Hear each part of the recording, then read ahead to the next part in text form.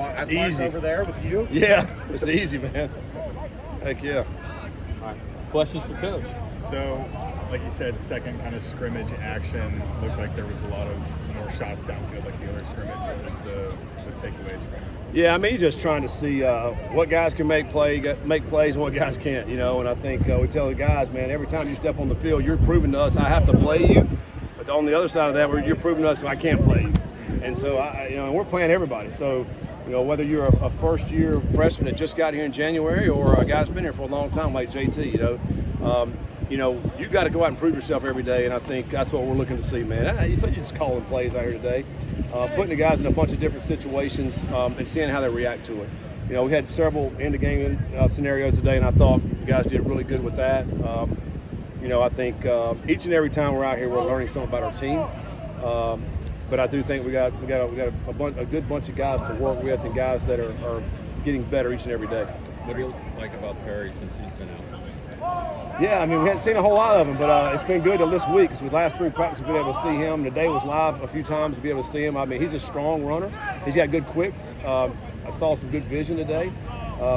So, yeah, I mean, it'll be good for him to get another weekend under the belt next week and be able to finish it off next Saturday. But he's a talented player. I'm very pleased, though, with our running back room. I think we have several guys that can play.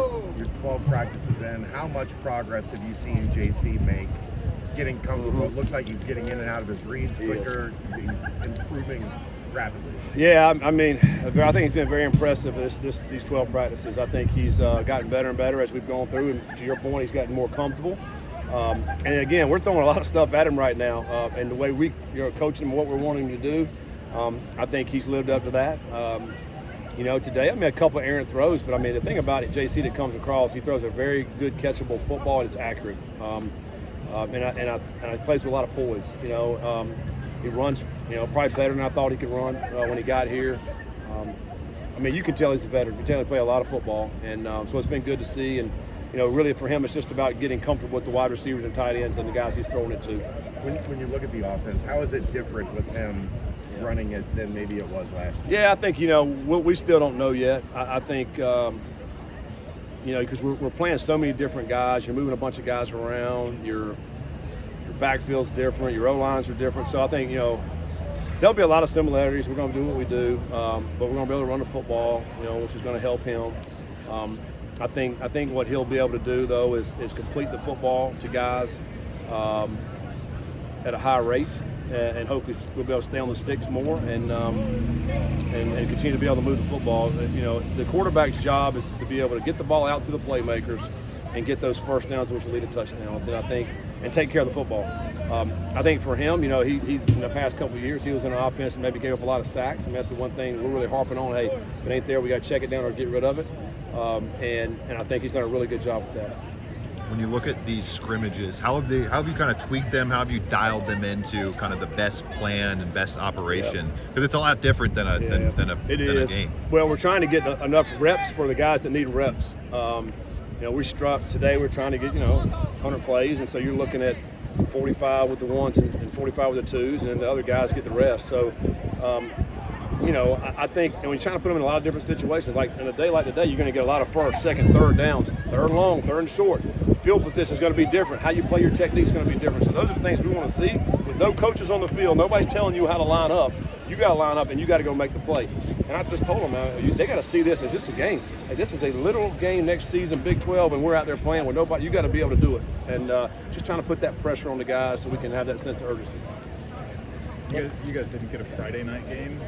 Do you like playing on Friday nights, or do you want to stick to Saturdays? I like the routine of a Saturday, and leave those games for high school football, which that's sacred. But what you do like about Fridays is the exposure you get for your program. When you play Friday night, you're on national TV. I mean, that part is good. But as a coach, it's unless you got a bye week before or after, it's hard. Because you got a 6-day turnaround. Or a short week. And I just think that's very difficult for you guys, especially in the middle of the season. The kind of schedule we're playing, where each and every week's tough opponents. So, and again, we have no control over it. So it doesn't really matter what I think, quite honestly, But a 7-day normal schedule, us coaches like that. Just 2 nip at nights, that's what we're doing. I love nip at night. I think we were just talking about it today, the BYU. It was an incredible atmosphere, man. I'd love to be able to have a few more of those. That'd be awesome. Again, we have no control over that, and if we did, but we'd certainly try to have more. It's a great atmosphere here. I had a lot of running back coaches last year, so I need to continue. Yeah, you did. It looks like, again, you could play multiple. Yep. We like our guys. Number one, they're great human beings. They work hard every single day. Unselfish guys. I tell you what you've seen out of these guys. They're big play threat guys. They're also great protection guys in the passing game. And there's not a lot of drop off from one to the next. We anticipate those guys all playing and being able to play at a high level for us.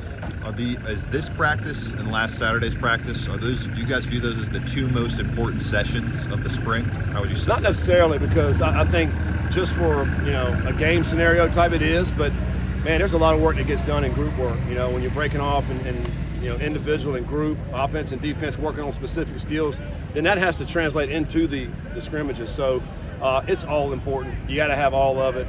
If you don't work on the fundamentals these days like that, you're not going to be very good. Good? Thanks, all right, guys. thanks, Scott. Thanks, Scott.